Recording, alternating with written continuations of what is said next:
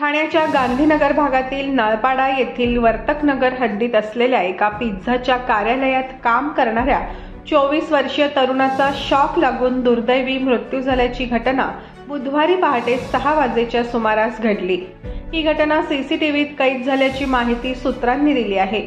महेश अनंत कदम असं मृत तरुणाचं नाव असून या घटनेची नोंद वर्तकनगर पोलीस ठाण्यात करण्यात आली आहे। या प्रकरणी पोलीस अधिक तपास करत आहेत।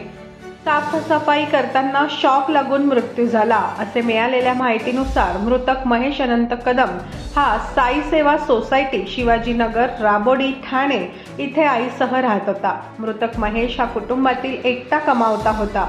तो वर्तकनगरमधील पिझ्झा दुकानामध्ये मंगळवारी रात्रपाळीला काम करत होता। बुधवारी पहाटे घरी जाण्यापूर्वी त्याला पिझ्झा शॉप सफाईचं काम देण्यात आलं होतं।